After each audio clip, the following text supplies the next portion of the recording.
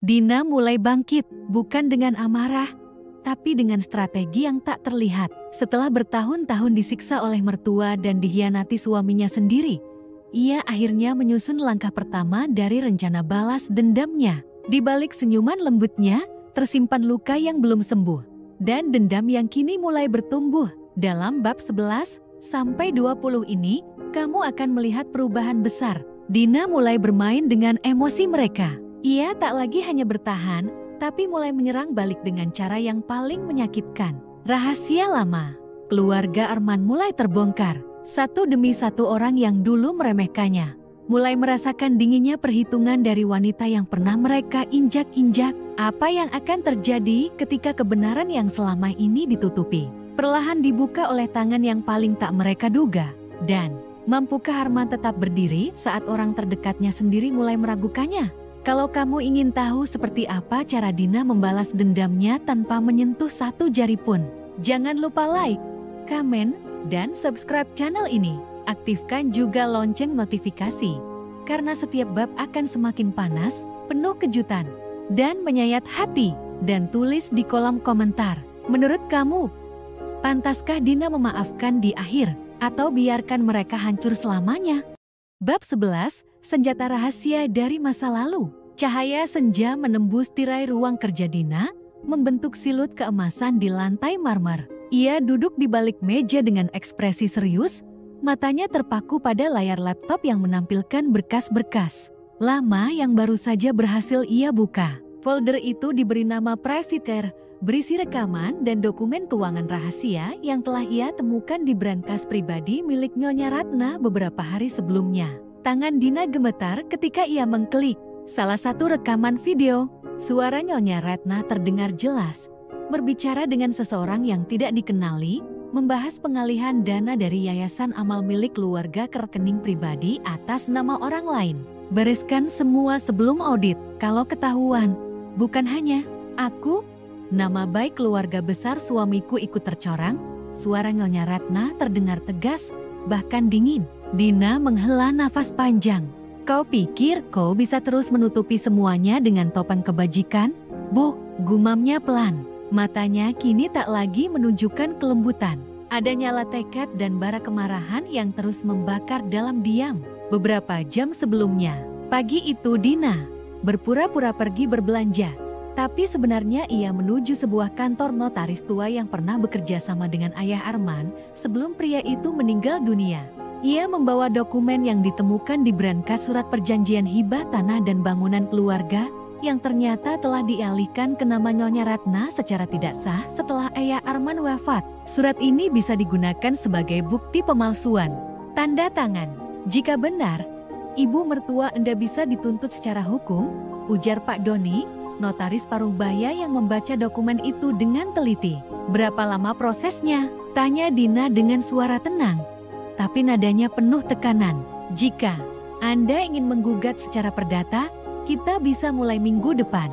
Tapi untuk langkah pidana, Anda harus siapkan saksi dan bukti otentik. Anda punya 2 rekaman suara dan dokumen lain. Dina mengangguk. Saya akan siapkan semuanya. Saya ingin semuanya tercatat legal, tanpa celah. Pak Doni menatap Dina dengan ragu sejenak. Ibu, Anda tahu ini bisa menghancurkan nama besar keluarga suami Anda, bukan? Dina tersenyum tipis. Mereka sudah menghancurkan saya lebih dulu. Sepulang dari kantor notaris, Dina tidak langsung kembali ke rumah. Ia mampir ke tempat ibunya yang tinggal di sebuah kontrakan sederhana di pinggiran kota. Sudah lama ia tak menginjakkan kaki di sana, sejak dilarang keras oleh Nyonya Ratna untuk bergaul dengan orang rendahan. Nah, kau kenapa kelihatan pucat? Tanya Bu Lilis, ibunya, begitu membuka pintu. Dina memeluk sang ibu erat-erat, pelukan yang sudah terlalu lama tertahan. Aku rindu, Bu, aku butuh pelukan ibu hari ini. Sambil menyeduh teh hangat, Bu Lilis memandangi putrinya yang duduk diam di ruang tamu. Apa kau masih disiksa mereka? Nah, Dina tak langsung menjawab. Ia menatap dinding kusam rumah ibunya, memikirkan betapa sederhananya tempat ini, tapi penuh cinta. Tidak seperti rumah mewahnya bersama Arman indah di luar, busuk di dalam. Mereka tidak tahu Bu, tidak tahu bahwa aku sudah berubah. Aku bukan lagi Dina yang diam dan menunduk. Aku akan balas semuanya. Tapi tidak dengan teriakan atau air mata. Bu Lilis memegang tangan putrinya. Nak, jangan kau biarkan dendam mengubah hatimu jadi keras. Aku tahu kau ingin keadilan, tapi jangan sampai kau kehilangan sisi baikmu. Dina mengangguk perlahan. Aku tidak akan kejam, Bu, tapi aku akan memastikan mereka tahu rasanya diinjak. Biar mereka menangis seperti aku dulu menangis di kamar, di balik pintu, tiap malam. Malam harinya, Arman pulang lebih cepat dari biasanya. Ia tampak lelah dan tak menyapa siapapun. Nyonya Ratna yang sedang duduk di ruang tengah langsung menghampirinya. Kau kenapa? Kantor bermasalah. Arman menatap ibunya. Wajahnya cemas. Audit keuangan yayasan akan dimajukan. Ada kabar beredar soal penggelapan dana. Wajah Nyonya Ratna langsung berubah pucat. Siapa yang menyebar kabar itu? Belum jelas. Tapi jika terbukti ada dana yayasan masuk ke rekening pribadi, tak mungkin. Aku sudah bersih. Tak ada yang bisa membuktikan. Dari balik pintu, Dina menyimak percakapan itu sambil menyimpan ponsel ke dalam saku. Rekaman terbaru sudah lengkap. Di dalam kamarnya malam itu, Dina membuka laptop lagi. Ia menulis email anonim dan melampirkan dokumen serta rekaman suara ke sebuah lembaga pengawas dana sosial. Ia tahu, langkah ini tidak bisa ditarik kembali. Tapi inilah awal dari akhir yang ia rancang. Beberapa hari kemudian, keluarga besar Arman berkumpul di rumah utama. Ada desas-desus bahwa yayasan keluarga mereka akan diselidiki oleh pihak hukum. Wajah-wajah cemas mulai memenuhi ruang makan. Kita harus cari siapa yang berani menjebak kita, ujar salah satu tante Arman dengan nada tinggi. Nyonya Ratna mencoba tetap tenang. Mungkin ini ulah kompetitor. Jangan panik. Dina, yang duduk di ujung meja, memainkan sendok perlahan. Atau mungkin ini ulah orang dalam yang selama ini diam tapi menyimpan banyak. Semua mata langsung memandang Dina. Apa maksudmu? Tanya Arman dengan alis terangkat. Dina tersenyum, tenang seperti biasa, hanya berandai-andai. Kadang, orang paling lemah bisa jadi paling berbahaya jika sudah cukup luka. Malamnya, Nyonya Ratna menggedor kamar Dina. Kau tahu sesuatu, ya? Jangan pura-pura bodoh. Dina membuka pintu, menatap ibu mertuanya dalam-dalam. Apa ibu takut atau merasa bersalah? Kau tidak akan menang melawan aku, bentak Nyonya Ratna. Dina mendekat perlahan, suaranya nyaris berbisik. Saya tidak perlu menang, Bu. Saya hanya perlu membuat ibu kehilangan semua yang selama ini ibu banggakan. Satu demi satu, wajah Nyonya Ratna memucat. Untuk pertama kalinya, ia melihat sorot mata Dina yang dingin. Bukan lagi menantu yang mudah disuruh atau ditampar. Di kamarnya, Dina menyalakan kembali laptop. Ia menyusun laporan detail yang akan ia kirim ke media daring. Kali ini bukan hanya tentang yayasan, tapi juga tentang tindak kekerasan rumah tangga yang dilakukan oleh Arman selama bertahun-tahun. Bersama laporan itu, Dina menuliskan kalimat penutup, banyak wanita diam karena takut, tapi aku sudah tak takut lagi. Saat mereka mencabik harga diriku, aku bersumpah air mataku tak akan sia-sia. Kini, biarlah air mata mereka yang jadi pelipur laraku. Bab 12, luka yang tertinggal di dapur. Pagi itu, aroma semur jengkol tercium dari dapur keluarga besar Arman. Dina sedang berdiri di depan kompor, mengaduk panci perlahan. Wajahnya datar, tapi hatinya bergejolak. Ia tahu betul makanan itu adalah favorit Nyonya Ratna dan ia sengaja memasaknya dengan penuh ketelitian. Namun bukan karena cinta, tapi karena perencanaan. Langkah kaki terdengar dari belakang. Seperti biasa, suara khas sandal rumah yang diseret di lantai menandakan kedatangan mertuanya. Masak apa? Bau banget, sindir Nyonya Ratna sambil berdiri di ambang pintu dapur. Wajahnya masam, rambutnya disanggul seadanya, dengan daster kuning cerah yang tampak kontras dengan suasana hatinya. Semur jengkol, Bu, ibu kan suka? Jawab Dina, tetap tersenyum, seperti biasa. Nyonya Ratna melangkah masuk, mengamati dapur seperti sedang memeriksa barang dagangan. Kamu kasih kecapnya kebanyakan, jangan pikir aku enggak tahu rasa. Jengkol itu harus ada. Manis asinnya seimbang. Kamu ini istri macam apa sih? Tiap hari bikin suami makin kurus. Dina menahan napas. Bukan karena takut, tapi karena ingin menahan emosinya agar tetap dalam kendali. Ia melirik jam dinding. Masih jam 7 lewat 15 menit. Belum ada 1 jam ia berdiri di dapur, tapi komentarnya sudah seperti peluru. Maaf, Bu, nanti saya koreksi rasanya. Ucapnya pelan. Tapi itu belum selesai. Nyonya Ratna mengambil sendok kayu, mencicipi 1 potong jengkol langsung dari panci. Lalu mengernyit, dasar, kamu nggak tahu cara memanjakan laki-laki. Kalau aku yang masak, almarhum suami selalu nambah 3 kali. Dina diam. Ia tahu, jika ia membalas, satu rumah akan bergetar. Dan saat itu datanglah Arman dari kamar mandi. Masih mengenakan handuk dan menguap lebar-lebar.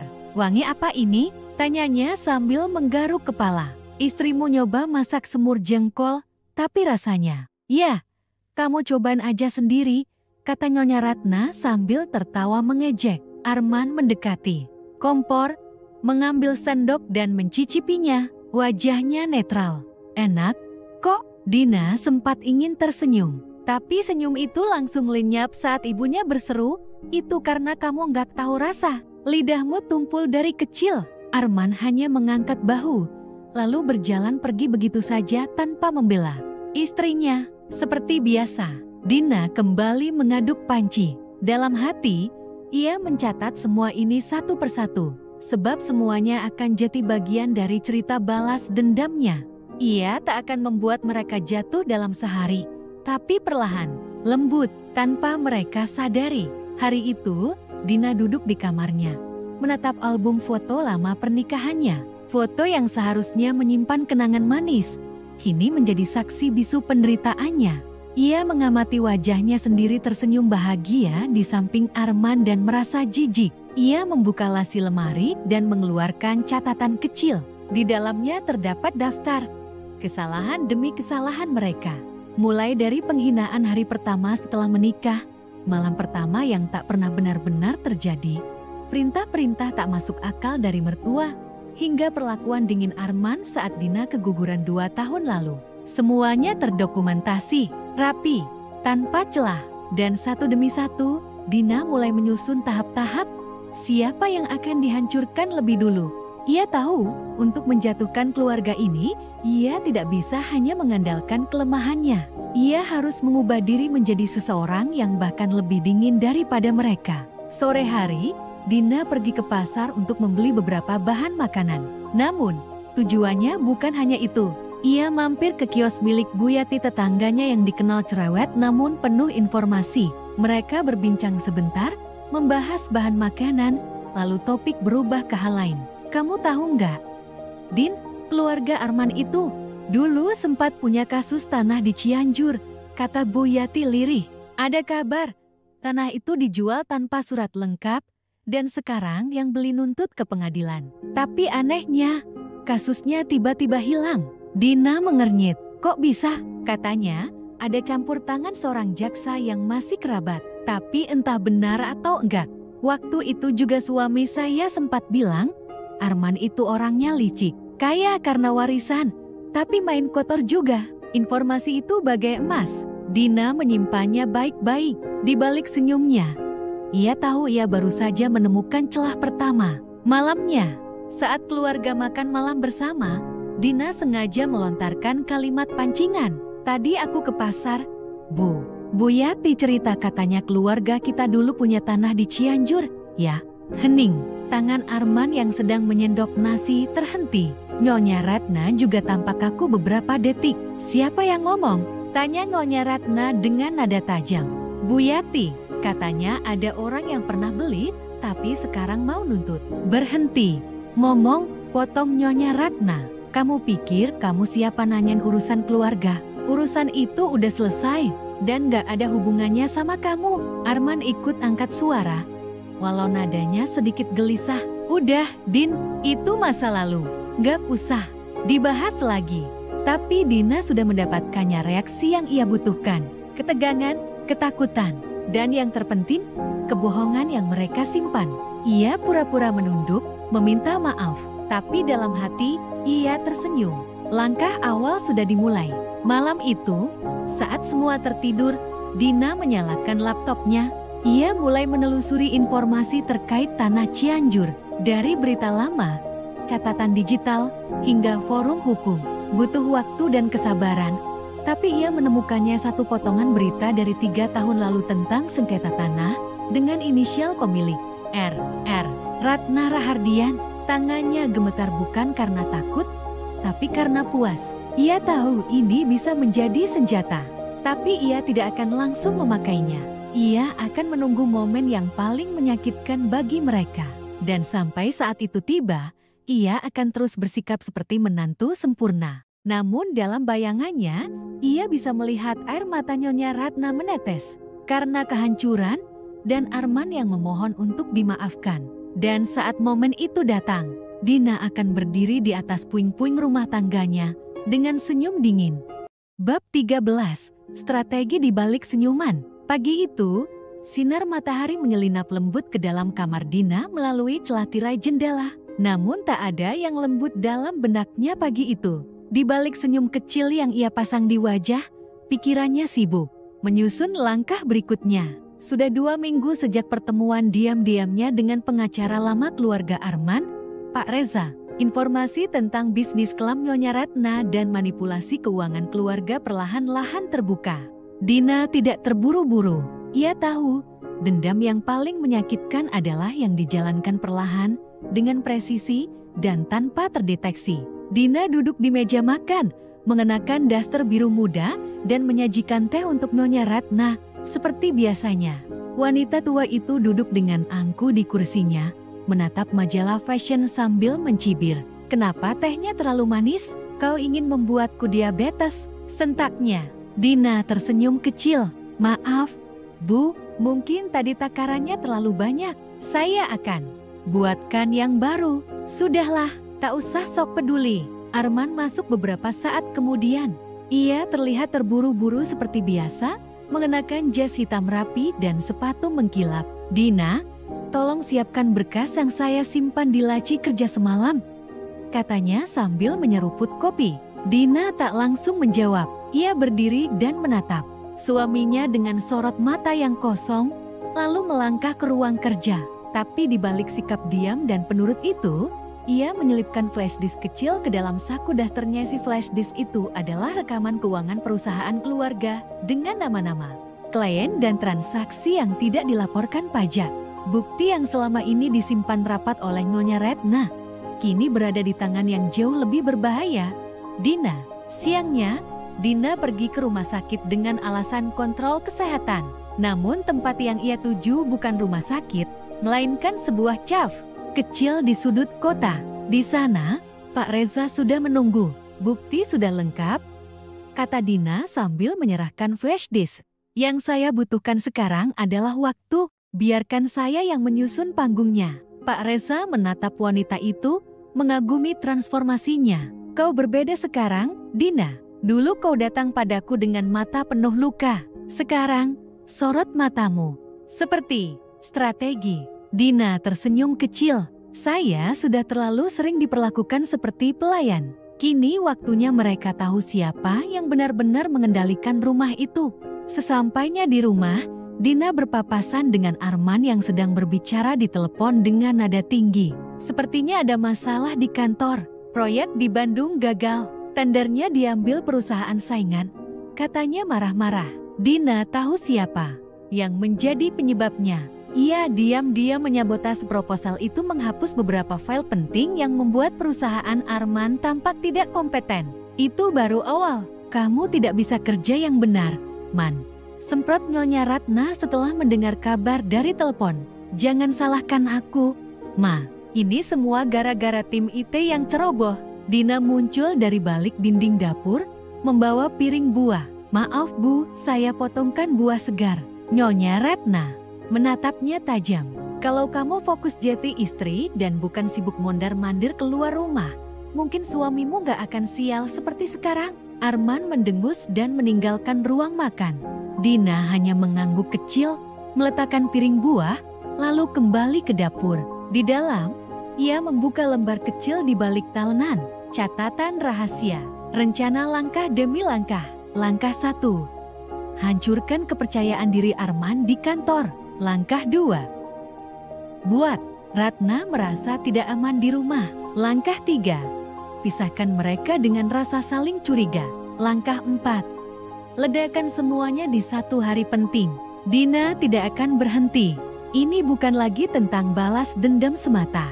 Ini tentang merebut kembali harga dirinya. Malam harinya, Dina duduk di kamar sambil membaca laporan keuangan yang dicetak dari flash disk. Tangannya berhenti di satu angka. Transfer 850 juta ke rekening pribadi Arman dari Yayasan Amal Fiktif.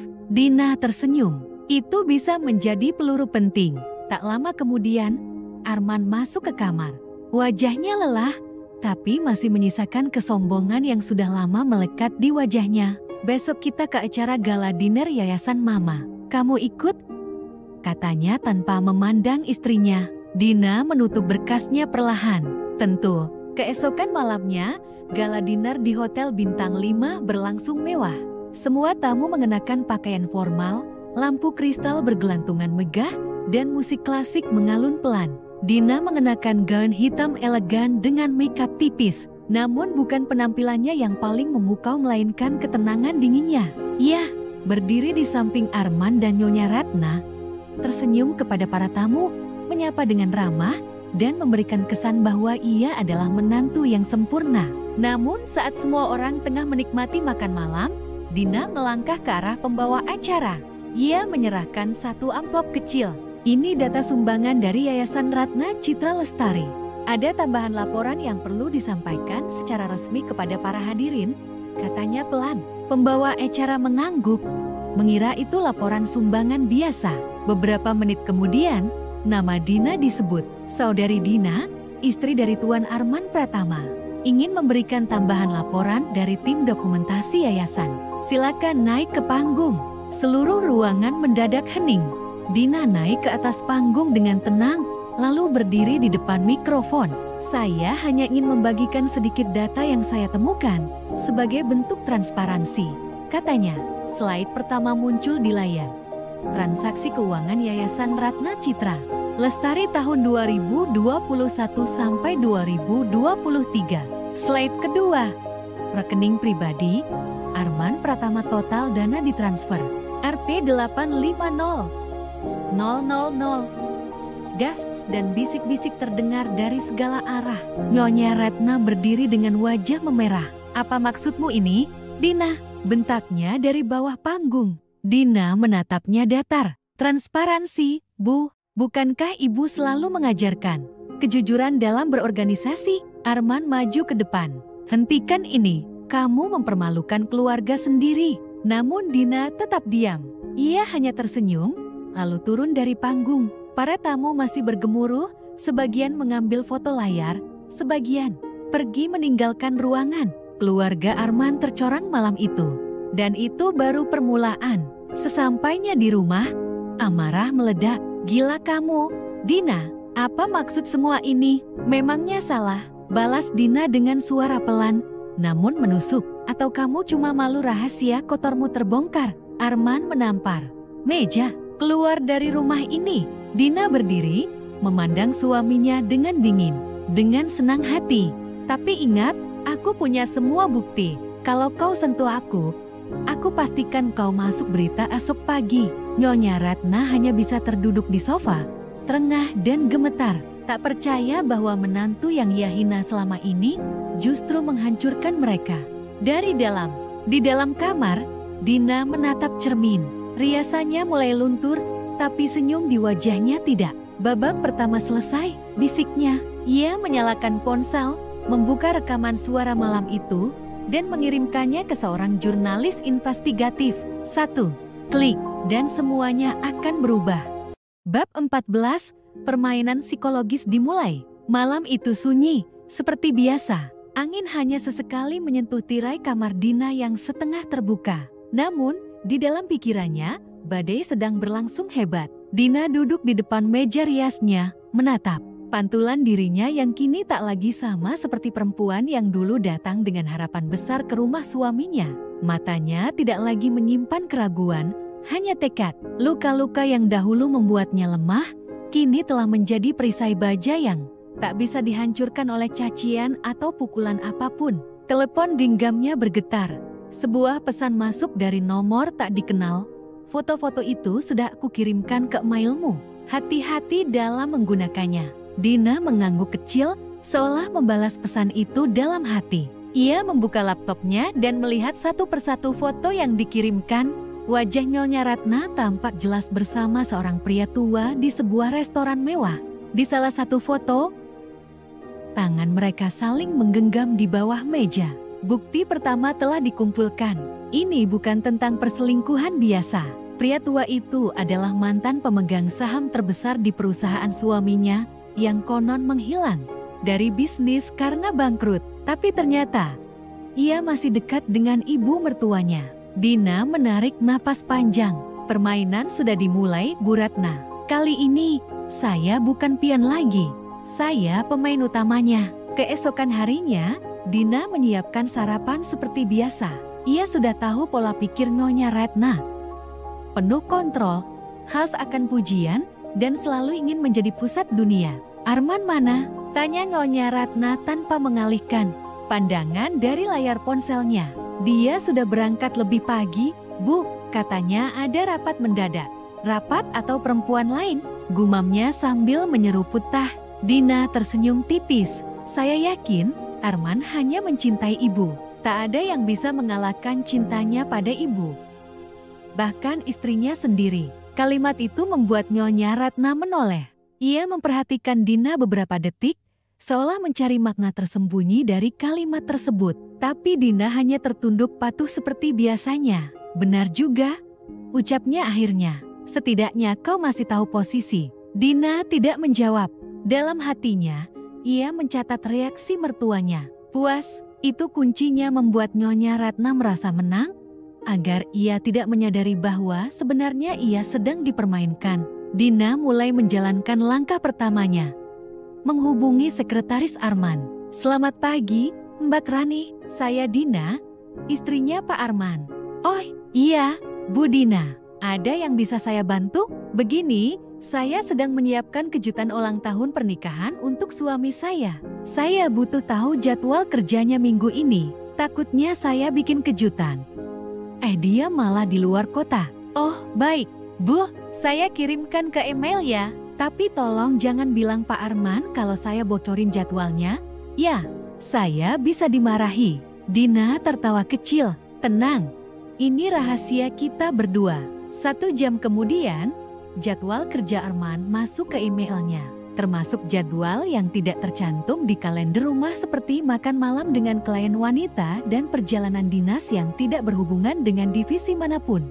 Semua itu ditandai Dina dengan stabilo merah. Kau tak akan tahu betapa mahalnya harga dari sebuah pengkhianatan.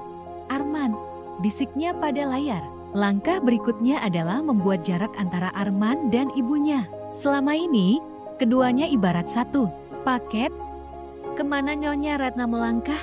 Arman mengikut tanpa bertanya. Dina tahu, jika ia ingin mengguncang rumah ini, ia harus memisahkan keduanya secara emosional. Caranya, pelan dan manipulatif. Hari itu, ketika Arman pulang kerja, Dina mendekatinya dengan wajah lesu. Sayang, boleh aku bicara? Arman, seperti biasa, tampak terganggu. Besok aja, aku capek. Tapi ini penting, tentang ibu. Ia menoleh. Kenapa dengan ibu? Aku takut salah ngomong. Tapi, aku dengar pembantu membicarakan sesuatu. Arman berdiri tegak, seperti siap menyerang. Kau mendengar apa? Dina menunduk, tampak ragu. Mereka bilang, ibu sering pergi diam-diam, bertemu seseorang, laki-laki, dan bukan dalam konteks pertemanan. Arman tertawa pendek. Kau serius? Ibu udah tua. Justru itu, aku juga nggak percaya. Tapi buktinya mereka bilang ibu sering berbohong soal kemana dia pergi. Kadang katanya arisan, padahal nggak ada arisan di jadwal.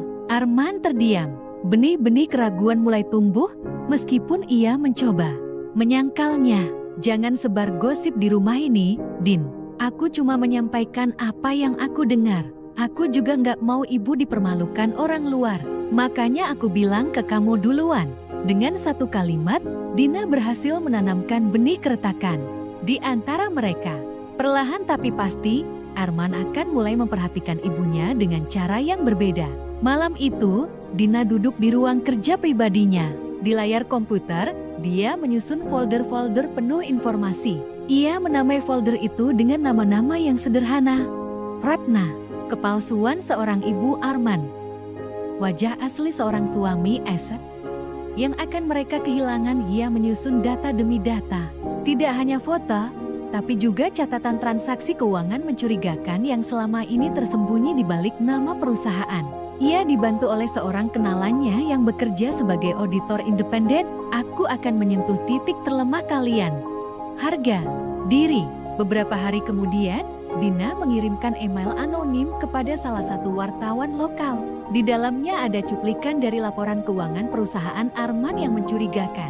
Ia tidak menyebut nama, hanya memberikan petunjuk-petunjuk samar. Ini bukan balas dendam biasa, gumamnya. Ini seni kehancuran. Namun, di tengah rencana dan manipulasi yang rapi itu, ada satu hal yang masih menghantui hati kecil Dina. Rasa bersalah. Bukan karena ia ingin menghancurkan mereka, tapi karena ia pernah mencintai Arman. Pernah berharap Nyonya Ratna akan menjadi ibu keduanya. Harapan itu telah lama mati, tapi bekasnya masih terasa. Ia berjalan menuju kamar dan menatap wajah Arman yang sedang tidur lelap. Di situ, ia merasa tak ada yang lebih menyakitkan daripada dicintai setengah hati. Dan ia sudah cukup lama berada dalam peran sebagai istri tanpa suara. Tapi tidak lagi. Besok, Dina berencana mengatur agar salah satu kolega lama Nyonya Ratna diundang makan siang ke rumah, pura-pura ingin reuni kecil. Padahal, ia tahu, wanita itu menyimpan rahasia masa lalu Nyonya Ratna saat masih muda, rahasia yang jika terbongkar, akan membuat semua topeng runtuh. Dina tersenyum tipis sebelum mematikan lampu kamar. Perang ini tidak lagi tentang siapa benar atau salah. Ini soal siapa yang bisa bertahan paling lama, dan siapa yang tahu cara membuat yang lain hancur tanpa perlu menyentuhnya. Bab 15. Undangan ke neraka. Dina berdiri di depan jendela kamarnya, menatap keluar dengan tatapan kosong. Sinar matahari sore menembus tirai tipis, menerangi separuh wajahnya yang kini terlihat lebih tegas, lebih dingin. Ia bukan lagi perempuan yang dulu hanya bisa menangis di sudut ruangan setiap kali dimarahi mertua atau diabaikan suaminya. Ia telah berubah. Perubahan itu perlahan tapi pasti. Dan hari ini, ia akan memulai babak baru dari rencana balas dendamnya. Dina mengambil undangan yang baru saja dikirim kurir siang tadi. Kertasnya mahal, desainnya mewah. Undangan ulang tahun pernikahan emas Nyonya Ratna dan suaminya yang telah lama sakit-sakitan. Perayaan besar akan diadakan di hotel berbintang 5 di pusat kota. Seluruh keluarga besar, kerabat bisnis, dan tokoh-tokoh masyarakat diundang. Senyum tipis mengembang di bibir Dina. Akhirnya, pesta yang sempurna untuk membakar semua topeng kemunafikan mereka. Bisiknya, ia melangkah ke meja kerja, membuka laptop, dan mengetik beberapa email yang telah ia siapkan sebelumnya. Semua berisi bukti, foto, rekaman suara, tangkapan layar pesan-pesan masa lalu tentang bagaimana Nyonya Ratna memperlakukan dirinya, bagaimana Arman berselingkuh dengan sekretaris pribadinya, bahkan beberapa dokumen keuangan yang memperlihatkan praktik kotor keluarga itu dalam bisnis mereka. Tapi Dina tak langsung menyebarkan semua itu.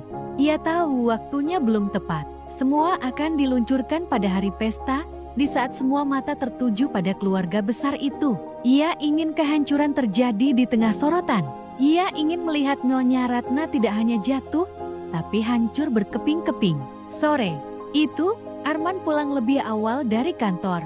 Ia masuk ke kamar dengan wajah letih, namun matanya langsung menyipit curiga saat melihat Dina duduk di meja kerja. "Kau kelihatan sibuk sekali," katanya dingin. Dina menoleh, memasang wajah netral. "Aku hanya membalas beberapa email." Arman mendekat, lalu melirik layar laptop. Dina langsung menutupnya. "Privasi, Arman." Aku harap kita masih bisa menghargai hal itu, meskipun kita tidak saling mencintai lagi. Kalimat itu seperti duri menusuk ego Arman. Kau mulai berani? Ya, sekarang, gumamnya sinis. Jangan pikir karena ibu sedang sibuk dengan persiapan pesta, kau bisa bernafas bebas di rumah ini. Dina bangkit dari kursinya dan menatap mata Arman langsung.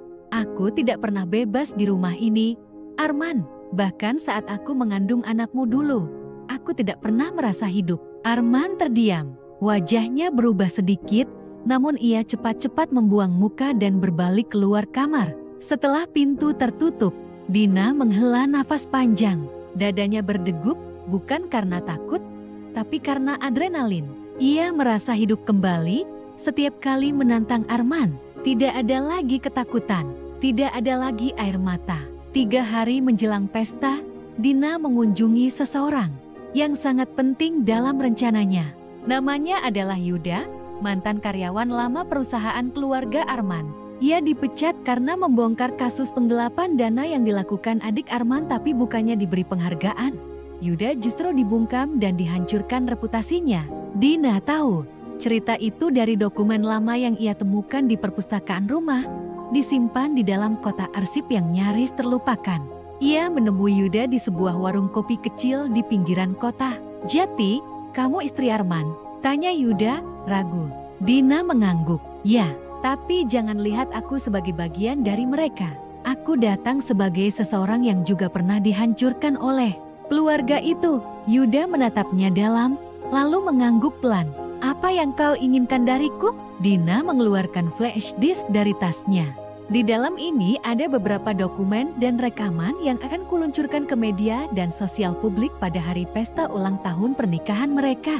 Tapi agar pengakuanku dipercaya, aku butuh seseorang seperti kamu. Seseorang yang pernah menjadi korban. Seseorang yang berani bersuara. Yuda tertawa kecil. "Sudah bertahun-tahun aku menyimpan amarah ini, tapi tak ada yang berani mendengarkan. Sekarang mereka akan mendengar," kata Dina tenang. "Dengan atau tanpa kamu. Tapi jika kamu ikut, suaramu akan menjadi pukulan yang lebih kuat." Setelah diam beberapa saat, Yuda mengulurkan tangan. "Baiklah, kita hancurkan mereka." Hari pesta pun tiba. Hotel mewah yang menjadi lokasi acara dipenuhi tamu-tamu penting.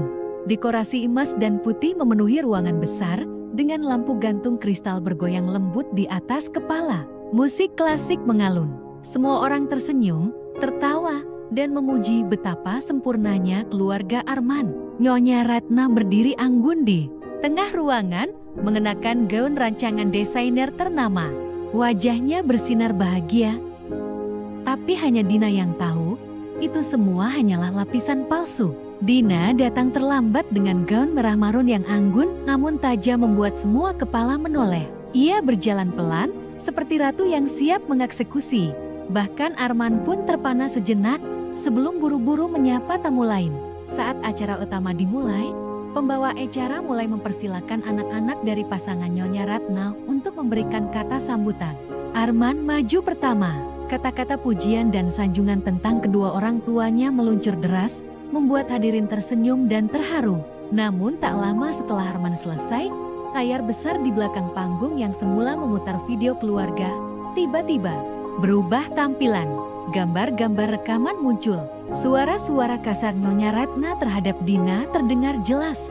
Adegan ketika Dina diteriaki, dicaci, dan bahkan didorong jatuh saat hamil muda semua tersaji di depan para tamu. Keributan langsung pecah. Beberapa orang menutup mulutnya tak percaya. Yang lain mengeluarkan ponsel, merekam kejadian.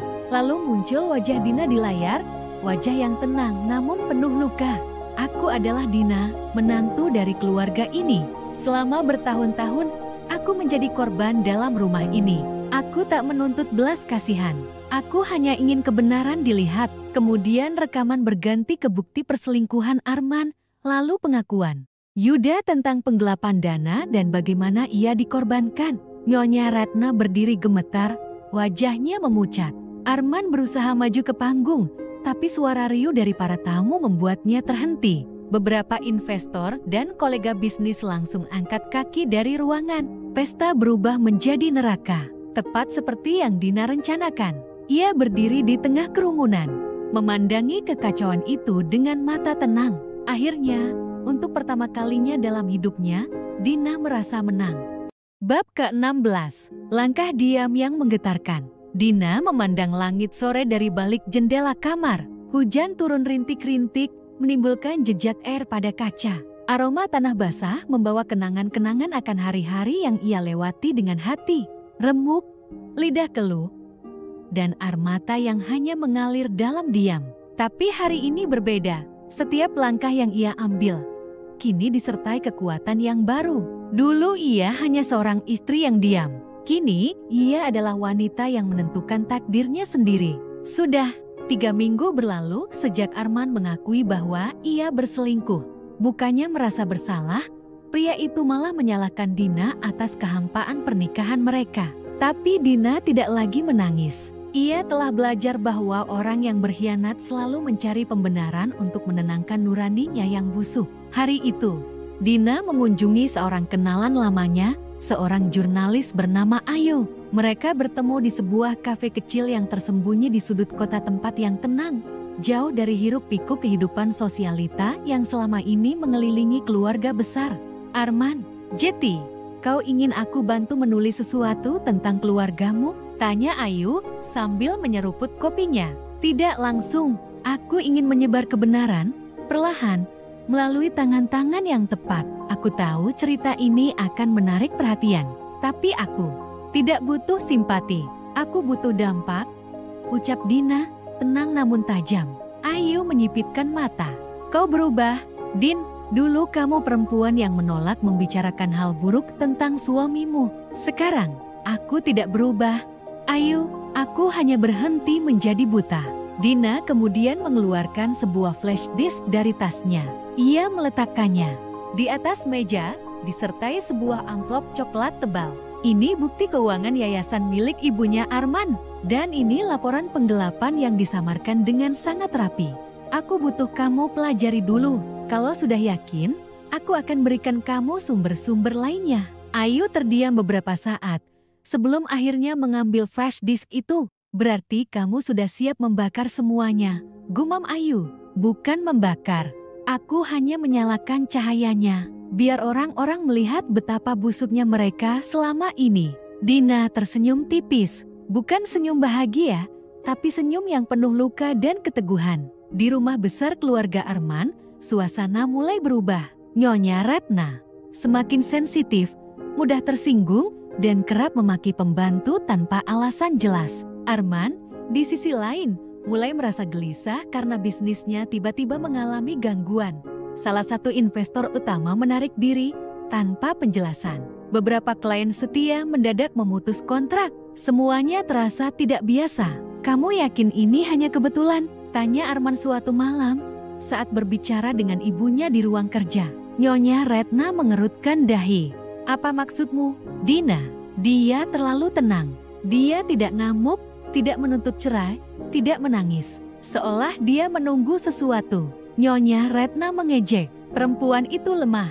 Paling dia cuma nunggu kamu luluh. Kau terlalu paranoid. Namun, dalam hati kecilnya, Nyonya Ratna mulai terganggu. Ia juga merasa diawasi. Beberapa kali ia merasa mobilnya dibuntuti. Surat tak bernama datang ke rumah, berisi potongan-potongan berita lama tentang suaminya yang dulu pernah terlibat skandal bisnis. Semua itu seperti bayangan masa lalu yang kembali menghantuinya. Sementara itu, Dina memperluas langkahnya. Ia menghubungi Vira, istri dari kakak iparnya yang juga mengalami perlakuan kasar dari mertua mereka. Selama ini Vira hanya diam karena takut, tapi setelah Dina memberanikan diri bersuara, Vira mulai terbuka. Kalau kamu bisa berdiri tegak di depan Nyonya Ratna, kenapa aku tidak? Ujar Vira saat mereka bertemu di taman kota. Kita terlalu lama dibungkam, sekarang waktunya bersuara. Tapi bukan dengan teriak, melainkan dengan bukti, dengan akal, balas Dina. Bersama Vira, Dina mulai menyusun kronologi kekejaman keluarga Arman terhadap para menantu perempuan. Mereka mengumpulkan dokumentasi, pesan-pesan penuh caci maki, catatan keuangan rumah tangga yang digunakan seenaknya, hingga rekaman suara Nyonya Ratna saat memaki Vira dalam kondisi hamil. Kita seperti membentuk koalisi para korban, ujar Vira sambil tertawa getir. Dan kita akan menjadi suara untuk semua perempuan yang selama ini disalahkan karena terlalu sabar, tambah Dina. Di balik semua perencanaan itu, Dina masih menyisakan ruang dalam hatinya untuk menangis diam-diam. Ia tak bisa sepenuhnya membuang luka-luka lamanya. Ada malam-malam di mana ia meringkuk di sudut tempat tidur, menatap langit-langit kamar dan bertanya, "Kenapa aku harus melalui ini semua?" Namun, ia tahu jawabannya tak akan datang dari langit. Jawaban itu harus ia ciptakan sendiri melalui tindakan-tindakan kecil namun menghantam. Melalui langkah-langkah tenang yang menghancurkan mereka dari dalam. Pada suatu sore, Arman pulang lebih awal dari kantor. Wajahnya kusut. Ia baru saja mendapat kabar bahwa sebuah media online akan merilis artikel investigasi tentang korupsi di yayasan milik ibunya. "Dina, kamu tahu apa-apa tentang ini?" tanyanya dengan nada tinggi. Dina hanya menatapnya sambil mengaduk teh. "Maksud kamu pasti yang menyebarkan data-data ini. Kamu sengaja ingin menjatuhkan keluarga kita." Dina berdiri pelan. Ia mendekati Arman, menatap mata pria itu dengan pandangan yang dingin dan menusuk. "Aku hanya memberikan kebenaran pada dunia. Man, kalau keluargamu jatuh karena itu, berarti selama ini kalian berdiri di atas kebohongan." Arman mendesis, menahan amarah, tapi Dina tetap tenang. Ia membalikkan badan dan berkata, "Hati-hati, Man, ini baru permulaan." Malam itu, Dina menulis di buku hariannya, satu demi satu topeng itu mulai lepas. "Aku tidak terburu-buru, karena dendam paling menyakitkan adalah yang datang perlahan. Biar mereka rasakan betapa sunyinya dunia saat semua orang mulai menjauh. Aku tidak perlu membalas dengan tangan. Aku cukup menggunakan ingatan dan kebenaran yang mereka sembunyikan. Aku akan buat mereka menangis seperti aku pernah menangis." Bab 17. Jejak luka di balik senyuman. Matahari pagi menyelinap masuk melalui jendela kamar, menyinari wajah Dina yang masih terbaring diam di tempat tidur. Sudah lama ia tidak bisa tidur dengan lelap, meskipun sejak tinggal terpisah dari rumah mertua. Udara terasa lebih longgar dan tekanan berkurang. Namun luka yang tertanam dalam pikirannya masih belum benar-benar sembuh. Pagi itu, Dina terbangun dengan gelisah. Mimpi buruk tentang Nyonya Ratna yang memaki dan mencaci dirinya membuat jantungnya berdebar tak karuan. Nafasnya berat, keringat membasahi keningnya. Di balik senyum tenang yang kerap ia tampilkan, ada trauma yang tak henti menggerogoti batinnya. Ia bangkit dari ranjang perlahan, melangkah menuju dapur kecil di apartemennya. Tangannya gemetar saat menuangkan air panas ke dalam cangkir. Ia menatap air itu mengalir, seolah mengingat setiap air mata yang telah ia jatuhkan selama bertahun-tahun. Dina bukan lagi perempuan naif yang dulu pasrah menerima perlakuan semena-mena. Sekarang, ia perempuan yang sedang bangkit. Tapi proses itu sendiri menyakitkan. Karena untuk benar-benar kuat, ia harus membuka kembali luka-luka lama yang selama ini ia kubur dalam. Di meja makan, ia membuka laptopnya. Satu demi satu berkas foto dan dokumen yang ia kumpulkan dari hasil penyelidikan pribadi tentang keluarga Arman terpampang di layar. Ia mengumpulkan bukti transaksi gelap, kebusukan bisnis keluarga, juga bukti hubungan gelap sang adik ipar, Dita. Ia sedang menulis rangkaian rencana besar yang diberi nama sederhana. Fase 2. Fase pertama selesai, gumam Dina. Aku sudah menjauh. Sekarang saatnya mengikis satu persatu tembok kesombongan mereka. Hari itu Dina kembali ke kantor lamanya. Ia berdandan dengan anggun dan profesional, dengan riasan tipis dan setelan blazer pastel. Ia tampak seperti perempuan kuat yang tak mudah digoyahkan. Tapi langkah kakinya saat memasuki lobi perusahaan milik keluarga Arman menyimpan sejuta tanya. Ia belum mengabari siapapun akan kedatangannya, termasuk Arman. Ketika sekretaris di meja depan melihatnya, matanya membelalak. "Bu Dina." Dina tersenyum tipis. "Apakah Pak Arman ada di ruangannya?" "Iya, Bu, tapi..." Beritahu dia, istrinya ingin bicara. Tanpa menunggu jawaban, Dina berjalan ke arah lift. Setiap detik saat lift bergerak naik, ia mengatur nafasnya. Dalam hitungan menit, ia akan kembali melihat wajah lelaki yang selama bertahun-tahun menutup mata atas penderitaannya. Pintu lift terbuka, dan Dina langsung melangkah ke ruang direktur. Ia tidak mengetuk, pintu ia buka perlahan, dan Arman yang sedang duduk di belakang meja kerja terlihat kaget, bahkan pucat. "Dina, tenang, aku tidak datang untuk membuat keributan," kata Dina datar. "Kita hanya perlu bicara." Arman berdiri gugup. "Kau baik-baik saja?" Dina duduk di sofa tanpa menanggapi pertanyaan itu. Ia menatap Arman dengan dingin. "Aku tahu kamu masih menyalahkanku karena pergi. Tapi tahukah kamu berapa tahun aku bertahan hanya karena berharap kamu akan membelaku?" "Dina, aku tahu aku banyak salah. Aku mencoba menghubungimu, tapi kamu memblokirku karena kamu tidak layak mendapat penjelasan. Tapi sekarang, aku yang ingin bicara." Dina mengeluarkan map dari tasnya dan meletakkannya di meja. Arman membuka map itu perlahan. Matanya langsung membelalak ketika melihat isi dokumen-dokumen di dalamnya. "Ini, ya, itu dokumen audit palsu yang kau tanda tangani atas suruhan ibumu. Dan ini," katanya sambil menunjuk lembar berikutnya, "adalah transaksi fiktif yang dilakukan oleh adikmu Dete menggunakan nama perusahaan milik ayahmu." Arman terdiam. Wajahnya memucat. "Dina, dari mana kau dapat semua ini? Kau lupa siapa aku? Aku bukan perempuan bodoh yang kau kira. Aku dulu diam bukan karena tidak tahu, tapi karena aku masih mencintaimu." Dina berdiri. Kali ini suaranya gemetar, bukan karena takut, tapi karena amarah yang selama ini ia pendam terlalu lama. "Sekarang cintaku sudah mati, Arman. Yang tersisa hanya luka. Dan luka itu yang membawaku ke titik ini." Arman mencoba mendekat, tapi Dina mengangkat tangan untuk menghentikannya. "Aku tidak datang untuk memintamu kembali. Aku hanya ingin kamu tahu bahwa kehancuran ini akan datang dari tangan orang yang pernah kalian rendahkan." Dina berjalan keluar dari ruangan itu, meninggalkan Arman yang berdiri terpaku di tengah ruang kerjanya sendiri, ruang yang tak lama lagi akan menjadi saksi dari kehancuran satu persatu fondasi yang selama ini mereka bangun dari dusta.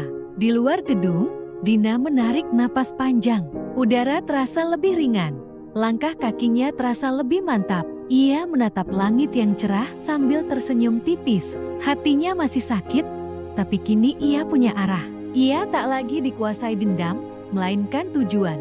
Sesampainya di apartemennya, Dina menerima pesan dari seorang wanita bernama Sari, mantan ad keluarga Arman yang dulu diam-diam membantu Dina. "Sari, Bu Dina, saya punya informasi baru soal Nyonya Ratna. Saya yakin ibu harus tahu ini." Dina menatap layar ponselnya lama, lalu membalas, "Dina, kita ketemu malam ini. Aku akan datang ke tempatmu." Informasi itu bisa menjadi bagian dari fase berikutnya. Dina tahu dirinya bukan malaikat, tapi semua ini bukan soal balas dendam semata. Ini tentang keadilan untuk setiap air mata yang ia telan dalam diam. Malam itu, Dina menyetir sendiri ke sebuah rumah sederhana di pinggiran kota. Sari menyambutnya dengan pelukan hangat. "Terima kasih sudah datang, Bu. Aku yang harus berterima kasih karena kau masih ingat aku," kata Dina sambil duduk di ruang tamu. Sari lalu menyerahkan sebuah flash disk. "Ini rekaman CCTV dari rumah besar itu. Saya simpan sebelum saya dipecat. Ibu pasti perlu tahu." Dina mengambil flash disk itu, lalu menatap Sari. "Ada apa di dalamnya?" Sari menunduk. "Tentang Dita dan seseorang dari bank swasta. Dan juga ada rekaman Nyonya Ratna sedang memberi perintah pada seseorang untuk mencelakakan ibu. Saya takut dulu, tapi sekarang saya ingin ibu tahu segalanya." Dina menggenggam tangan Sari dengan hangat. "Kamu baru saja menyelamatkan nyawa banyak orang." Malam itu, Dina menonton isi rekaman tersebut dengan mata basah dan hati bergetar. Bukan karena takut, tapi karena semua topeng yang selama ini menutupi wajah keluarga itu mulai terlepas satu persatu. Dan kini, semua bukti ada di tangannya. Langkah selanjutnya sudah jelas. Buka kedok mereka di depan dunia. Tapi bukan sekarang. Belum. Masih ada babak yang harus dimainkan. Dan Dina siap menari dalam permainan ini dengan senyuman penuh luka yang kini berubah menjadi senjata. Bab 18. Panggung kecil untuk pertunjukan besar. Langit siang itu tampak mendung, seolah menyerap kekelaman hati Dina yang telah lama menanti momen ini. Setelah berminggu-minggu menahan diri, menyusun rencana, dan memancing emosi lawan-lawannya. Secara perlahan, kini saatnya satu bagian dari balas dendam itu dimulai. Dina berdiri di depan cermin di kamar utamanya. Cermin besar yang dulunya digunakan Nyonya Ratna untuk merapikan bedaknya kini menjadi saksi perubahan wanita yang dulu rapuh menjadi sosok penuh strategi dan dendam terpendam. Ia mematut penampilannya. Gaun sederhana berwarna krem dengan rambut disanggul rapi, namun ekspresi wajahnya tajam dan tenang. Hari ini ia akan mengundang beberapa tamu istimewa makan siang bersama di rumah besar itu. Tidak biasanya Dina membuat acara. Biasanya, semua kegiatan sosial di rumah itu diatur oleh Nyonya Ratna. Namun kali ini, Nyonya Ratna tak diberitahu. Semua dirancang diam-diam dengan bantuan Lilis, asisten rumah tangga yang kini sudah sepenuhnya berada di pihak Dina. Lilis mendekat, membawa daftar tamu yang telah dikonfirmasi hadir. Bu Dina, semuanya akan datang, termasuk Bu Rika, istri, Pak Hadi. Dina mengangguk. Bagus. Pastikan tempat duduk ditata sesuai rencana. Dan ingat, Lilis, apapun yang terjadi nanti, kamu tetap tenang. Biarkan mereka yang bicara dan hancur sendiri. Lilis menunduk taat. Ia masih sulit percaya bagaimana nyonya rumah yang dulunya pendiam itu kini bisa begitu tegas, bahkan sedikit mengintimidasi. Tapi Lilis tahu, apa yang dilakukan Bu Dina bukan untuk hal jahat melainkan untuk membalas semua kejahatan yang dulu diterimanya. Tepat pukul 13 siang, para tamu mulai berdatangan. Dina menyambut mereka dengan senyum ramah yang hangat, membuat siapapun tak menyangka bahwa wanita ini menyimpan bara di dalam dadanya. Para tamu itu terdiri dari tetangga sekitar, istri para pejabat kecil kota, dan 2 orang sahabat lama Arman Hadi dan Riko. Yang spesial dari hari itu adalah kehadiran Rika, istri Hadi, yang selama ini punya firasat tentang hubungan terlarang antara suaminya dan Nyonya Ratna. Acara makan siang berlangsung santai. Dina tidak berbicara banyak, hanya melempar senyum dan sesekali menimpali obrolan ringan. Ia menunggu momen yang tepat, momen ketika semua bom waktu akan meledak secara bersamaan. Wah, rumah Ibu Dina makin cantik, ya, puji salah satu tamu, Bu Maya, sembari menyesap teh. Dekorasinya sekarang lebih segar, bukan seperti dulu, yang kaku dan penuh vas keramik besar. Ah, itu karena saya mulai diberi ruang untuk menata sendiri. Dulunya, saya hanya diam di sudut rumah ini, jawab Dina pelan namun tajam. Beberapa orang tertawa kecil, mengira itu candaan. Tapi Lilis yang berada di dapur bisa merasakan hawa peringatan dari kalimat itu. Dina berdiri, mengangkat gelas anggurnya. Terima kasih sudah hadir di siang hari yang sederhana ini. Sebenarnya, saya tidak punya banyak alasan formal mengundang ibu-ibu semua. Hanya ingin berbagi cerita tentang rumah ini dan tentang keluarga saya. Beberapa tamu saling menoleh. Penasaran, Dina menatap satu persatu wajah yang hadir. Saya pernah hidup seperti boneka, dinikahi oleh lelaki yang katanya mencintai, tapi tak pernah benar-benar memilih saya. Saya tinggal di rumah besar, tapi selalu merasa kecil, dipandang rendah, diatur, bahkan direndahkan di depan pembantu. Ruangan jati hening. Saya tahu, gosip tentang saya dan ibu mertua saya sudah lama beredar, tapi tak satu pun dari kalian tahu apa yang sebenarnya terjadi. Dina menoleh ke arah Rika, termasuk Anda, Bu Rika. Saya yakin Anda tahu bahwa suami Anda sering datang ke rumah ini, lebih sering dari yang seharusnya. Rika langsung menegang. Maksud Anda, saya tidak akan menyampaikan apa-apa secara vulgar, tapi saya menyimpan banyak rekaman, banyak percakapan, bahkan bukti transfer. Tamu-tamu lain saling pandang dengan ekspresi kaget. Riko dan Hadi mulai gelisah. Dina meletakkan gelasnya dan melangkah ke sebuah laci di ruang tamu. Ia mengambil sebuah tablet, menyalakannya, dan memutar rekaman suara. Aku tidak peduli kalau dia istri anakku. Kau tahu sendiri, Arman bodoh dan mudah diatur. Asal kau terus menuruti aku, kita bisa punya segalanya. Itu suara Nyonya Ratna. Gemetar kecil menyebar di antara tamu. Dina menatap Rika. Suami Anda bukan hanya berselingkuh, Bu Rika. Ia menjadikan mertua saya sebagai rekan dalam semua ini. Mereka bekerja sama menyedot dana dari rekening keluarga saya. Tapi tak masalah, karena saya telah mencatat semuanya. Bu Dina, saya rasa Hadi mencoba berdiri, namun Dina langsung menahan dengan satu tatapan tajam. Silakan keluar jika tak tahan. Tapi ingat, jika Anda pergi sebelum saya selesai bicara, rekaman lengkap akan saya kirim ke kantor tempat Anda bekerja. Dan ke rumah Anda. Hadi membeku. Rika menatap suaminya dengan tatapan terluka dan marah. Jadi selama ini, semua kecurigaan itu benar. Dina menoleh ke semua tamu. Saya tidak ingin menghancurkan orang. Tapi jika mereka yang menghancurkan saya dulu, saya hanya mengembalikan rasa sakit itu dengan cara yang lebih halus. Tak ada suara, bahkan suara nafas pun terasa berat. Sore menjelang, satu persatu tamu mulai berpamitan dengan ekspresi bingung, canggung, atau bahkan ketakutan. Rumah itu seakan menjadi panggung pertunjukan yang tak mereka duga, penuh dengan drama, rahasia, dan balas dendam elegan yang menampar secara tak kasat mata. Setelah semua tamu pergi, Lilis menghampiri Dina yang masih berdiri tegak di ruang tamu. Bu, apakah tidak terlalu berisiko membeberkan semua ini? Dina tersenyum tipis. Aku hanya menyingkap sebagian kecil, Liz. Yang lainnya masih kusimpan. Hari ini hanya pembuka. Aku ingin mereka tahu, aku bukan lagi Dina yang bisa diinjak. Lilis mengangguk, lalu membantu membereskan sisa acara.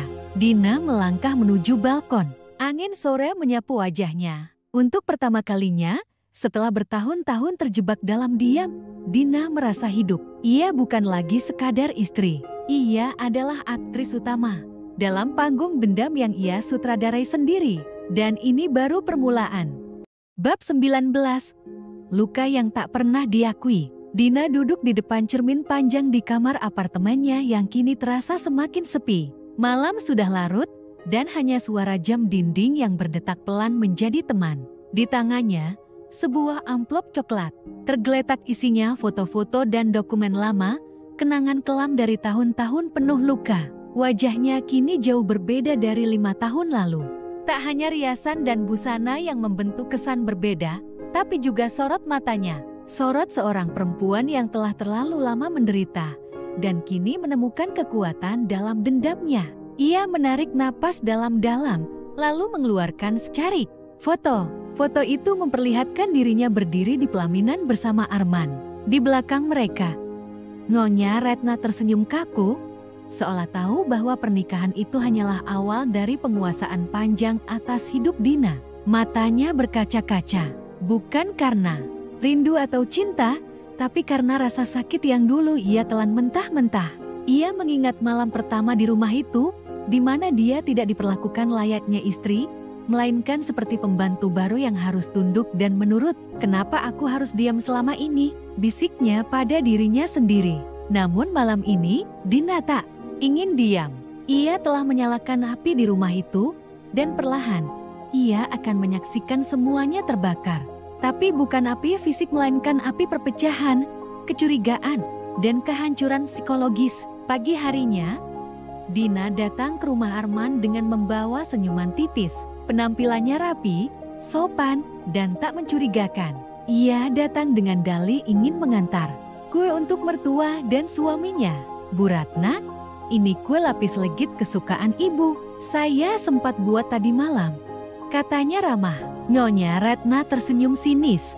Akhirnya kau tahu diri juga. Kupikir kau sudah lupa bagaimana menyenangkan orang tua. Dina hanya tersenyum. Ia tahu, kata-kata itu tak akan menyakitinya lagi. Justru itu membuatnya lebih yakin bahwa wanita itu pantas mendapatkan pelajaran hidup yang setimpal. Tak lama kemudian, Arman turun dari lantai 2. Wajahnya terlihat lesu, kantong matanya menghitam. Entah karena pekerjaan atau karena pertengkaran dengan ibunya yang semakin sering belakangan ini.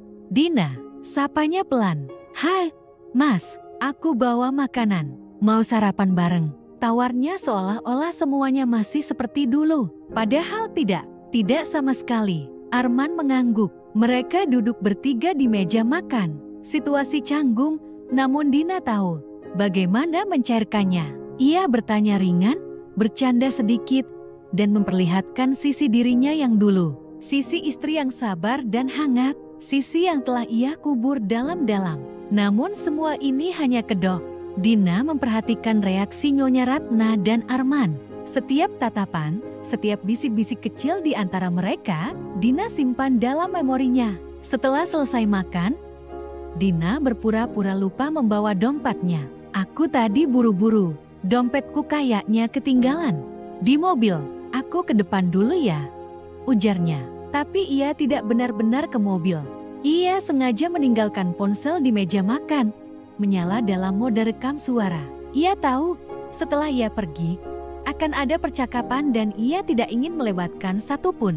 Benar saja, saat ia kembali 15 menit kemudian, ponselnya diam-diam ia kantongi kembali. Malamnya, Dina memutar rekaman itu di apartemen. Suara yang keluar membuat hatinya panas, tapi juga puas. Apa dia pikir kita akan menerimanya kembali? Perempuan itu hanya cari muka. Suara Nyonya Ratna terdengar tajam. Sudahlah Bu, jangan cari masalah. Aku lagi pusing dengan laporan keuangan perusahaan, ujar Arman, terdengar lelah. Aku sudah bilang dari dulu, kau harus pisah dari dia. Cari perempuan yang bisa mengangkat derajat keluarga ini, bukan yang cuma bisa masak dan diam. Dina menutup mata, memutar ulang kalimat itu. Ia tahu satu waktu nanti, Nyonya Ratna akan memakan ucapannya sendiri. Beberapa hari berikutnya, Dina mengirim surat anonim kepada Pak Andi, salah satu investor besar di perusahaan keluarga Arman. Surat itu berisi salinan laporan keuangan yang telah dimanipulasi oleh adik Arman, Riko, sebuah rahasia yang ia dapatkan dari mantan akuntan perusahaan, yang dulu sempat mengeluh pada Dina tanpa sengaja saat arisan keluarga. Riko yang selama ini dibelah habis-habisan oleh Nyonya Ratna, akan menjadi bom waktu bagi keluarga itu. Dan Dina baru saja menyalakan sumbunya. Hanya butuh beberapa hari, kabar tentang audit mendadak tersebar di kalangan manajemen. Arman pun mulai curiga, lalu panik. Ia bahkan mulai mempertanyakan kejujuran adiknya sendiri. Dan itu belum semuanya. Dina juga menyebarkan isu halus melalui sosial media. Akun anonim yang membongkar gaya hidup Nyonya Ratna yang glamor menggunakan uang perusahaan yayasan sosial milik keluarga mereka. Tak ada bukti konkret, hanya narasi dan insinuasi yang cerdas, tapi cukup untuk menimbulkan kecurigaan publik. Nama baik keluarga Arman perlahan mulai goyah. Di balik layar, Dina menyaksikan semuanya sambil menyesap kopi hangat. Suatu malam, Arman datang ke apartemen Dina tanpa pemberitahuan. "Kenapa kamu lakukan semua ini, Dina?" tanyanya langsung, tanpa basa-basi. Dina menatapnya. "Tenang. Aku cuma ingin memperbaiki apa yang rusak." "Mas, ini bukan perbaikan, ini pembalasan." Arman nyaris berteriak. "Apa salahnya membalas? Aku sudah cukup sabar selama bertahun-tahun. Apa kamu pikir aku akan diam terus setelah semua yang kalian lakukan?" Arman terdiam. Wajahnya pucat, tidak tahu harus berkata apa. "Aku tidak ingin menjatuhkanmu, Mas," lanjut Dina. "Tapi kamu membiarkan ibumu menghancurkanku. Kamu membiarkanku terluka setiap hari. Dan sekarang, ketika aku mulai berdiri dan melawan, kamu bilang aku salah. Aku minta maaf.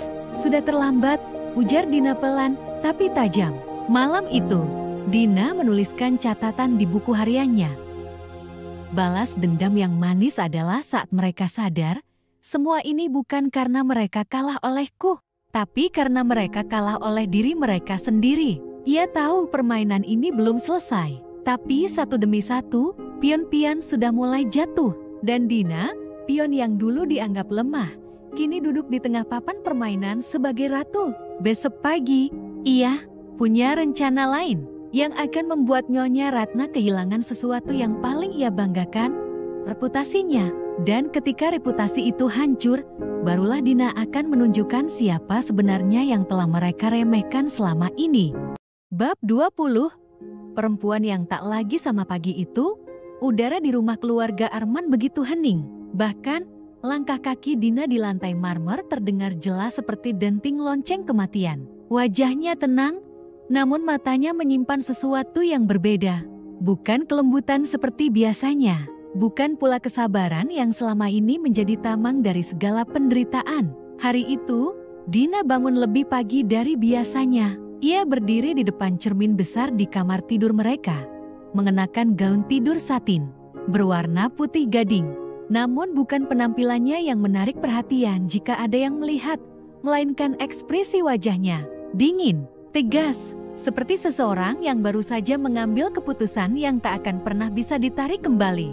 Arman masih terlelap di balik selimut, tidurnya gelisah sejak malam sebelumnya. Entah mimpi buruk apa yang mengusiknya, tapi tubuhnya berkeringat, dan sesekali ia mengigau, menyebut nama ibunya dan Dina secara bersamaan. Dina melirik ke arah suaminya yang tertidur. Dalam hati, ia bergumam, "Tidurlah, Arman, karena saat kau terbangun, hidupmu tak akan pernah sama lagi."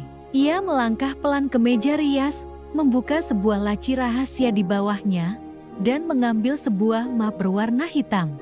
Di dalamnya terdapat beberapa lembar fotokopi surat kepemilikan, bukti transfer dalam jumlah besar ke rekening atas nama sekretaris Arman, serta potongan percakapan WhatsApp yang telah ia cetak dengan teliti. Semua itu adalah potongan dari teka-teki besar yang akan ia jatuhkan hari ini. Bukti-bukti kebusukan keluarga yang selama ini pura-pura bersih. Di ruang makan, Nyonya Ratna duduk anggun dengan jubah tidurnya yang mewah, menyeruput teh pagi sambil membaca surat kabar. Seperti biasa, wajahnya datar, nyaris tanpa ekspresi. Ia tak sadar bahwa pagi itu adalah pagi terakhir ia bisa menikmati hidupnya tanpa rasa takut. Ketika Dina muncul, membawa nampan berisi map dan senyum yang tidak biasa, Nyonya Ratna mengangkat. "Alis, kau mau apa?" tanyanya ketus. Dina duduk di seberang mertuanya. Ia tak menjawab, hanya meletakkan map itu di atas meja, perlahan mendorongnya ke arah Nyonya Ratna. "Apa ini?" desis Nyonya Ratna dengan nada curiga. "Silakan dibuka," jawab Dina tenang. Dengan jari-jari berkuku merah menyala, Nyonya Ratna membuka map itu. Dan detik berikutnya, wajahnya berubah drastis. Matanya melebar, dan napasnya memburu saat ia membaca isi dokumen itu satu persatu. "Apa ini? Dari mana kau dapat ini semua?" Suaranya bergetar, bukan karena marah, tapi takut. "Itu semua adalah wajah asli keluarga ini, Bu," jawab Dina pelan. "Uang suami ibu yang seharusnya dikelola untuk bisnis keluarga, ternyata dialihkan ke rekening pribadi sekretarisnya. Aku juga menemukan bukti bahwa rumah yang kalian bilang sebagai investasi sebenarnya atas nama wanita itu." Nyonya Ratna melempar map itu ke lantai, wajahnya memerah. "Kau fitnah anakku." "Tidak, aku membuka topeng kalian." Dina berdiri. Kali ini suaranya lebih tegas. "Selama bertahun-tahun, ibu memperlakukan aku seperti sampah. Ibu hina keluargaku. Ibu permalukan aku di depan tamu. Bahkan ibu fitnah aku mandul dan menyuruh Arman menikah lagi." Nyonya Ratna terdiam. Untuk pertama kalinya dalam hidupnya, ia tak bisa membalas. Lidahnya kaku. Seluruh rasa percaya dirinya menguap begitu saja melihat ekspresi menantunya yang sudah tak bisa digertak lagi. "Dan sekarang," lanjut Dina, "aku ingin ibu tahu. Aku bukan Dina yang dulu. Aku bukan perempuan bodoh yang menangis di pojok kamar setelah dimaki. Aku adalah perempuan yang akan membalas semua derita dengan air mata kalian." Saat Arman turun dari kamar, wajahnya masih kusut. Ia menguap dan mengusap wajahnya, lalu terkejut melihat keheningan yang aneh. Dina tidak ada di dapur seperti biasanya. Ibunya pun terduduk kaku di ruang makan, wajahnya pucat seperti mayat. "Ada apa ini?" tanya Arman sambil melangkah cepat. Nyonya Ratna menunjuk map hitam itu, tak sanggup bicara. Arman membuka map itu, dan saat matanya menyusuri setiap dokumen di dalamnya, tubuhnya goyah. Ini nggak mungkin. "Dari mana kamu dapat ini, Din?" tanyanya, menatap Dina yang sudah berdiri di ambang pintu. "Dari hasil pengamatanku selama 2 tahun terakhir," jawab Dina tanpa senyum. "Kau pikir aku hanya menangis tiap malam, Arman?" "Tidak, aku menghafal pola kalian. Aku mengamati percakapanmu. Aku menyimpan bukti, satu demi satu, hingga akhirnya lengkap. Jeti, kau menyadap aku? Tanya Arman dengan nada tinggi. Bukan menyadap, aku hanya menyimpan semua kebusukanmu. Nyonya Ratna berdiri dengan tubuh gemetar. Kau, perempuan kejam. Dina menatapnya tajam. Kejujuran kadang memang kejam, Bu. Hari itu menjadi hari yang tak terlupakan.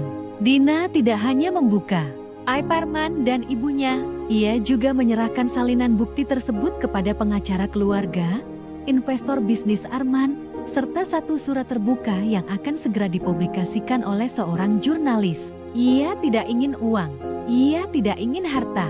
Yang ia inginkan adalah satu hal, kehancuran psikologis, agar mereka tahu rasanya ditinggalkan, agar mereka merasakan malu, agar mereka belajar bahwa tidak semua orang yang disakiti akan diam selamanya. Malamnya, Dina berdiri di balkon kamarnya. Matanya menatap bintang-bintang di langit. Tiba-tiba, telepon genggamnya berdering dari nomor yang tidak dikenal. Halo, katanya pelan. Bu Dina, ini aku, Nita, sekretaris Arman. Suara di seberang terdengar cemas. Saya ingin minta maaf. Saya sudah keluar dari kantor dan saya bersedia memberikan kesaksian jika diperlukan. Saya sudah muak dengan semua ini. Dina tersenyum tipis. Terima kasih, Nita. Tapi aku tidak butuh kesaksian. Aku hanya butuh mereka tahu bahwa semuanya sudah berubah. Begitu panggilan berakhir, Dina menyimpan ponselnya. Ia menghela napas panjang. Meskipun dendamnya belum sepenuhnya selesai, satu persatu rencananya mulai berjalan. Dan di malam sunyi itu, untuk pertama kalinya setelah bertahun-tahun, Dina tersenyum. Bukan senyum pura-pura seperti biasanya, tapi senyum seorang pemenang. Dina bukan lagi wanita yang bisa diinjak-injak begitu saja. Dalam diamnya, ia telah menanam benih kehancuran di tengah keluarga yang dulu menyakitinya. Apa yang mereka lihat masihlah sosok menantu yang lembut dan patuh, padahal di balik itu, Dina telah menjadi ancaman yang tak terhentikan. Bab 11 hingga bab 20 memperlihatkan awal dari perubahan besar dan ini baru permulaan. Di part 3 nanti, rahasia kelam keluarga Arman akan terbuka satu persatu. Kebenaran yang mereka sembunyikan bertahun-tahun akan menjadi senjata utama dalam tangan Dina. Apakah mereka siap menerima balasannya? Atau justru mereka akan saling menghancurkan, bahkan tanpa perlu Dina menyentuh apapun lagi? Jangan lewatkan part 3 yang akan segera tayang, karena di sanalah pertarungan emosi dan dendam akan benar-benar dimulai. Klik tombol subscribe, aktifkan lonceng notifikasi, dan bantu video ini menjangkau lebih banyak penonton dengan menekan like dan share. Tulis juga komentarmu. Menurutmu, apakah Dina akan tetap melangkah sendirian? Atau akan muncul sekutu baru yang membantunya membalas semuanya? Terima kasih sudah menonton. Sampai jumpa di part 3, bab 21, sampai bab 30. Dan ingat, kadang, luka paling dalam menghasilkan dendam paling halus, tapi juga paling mematikan.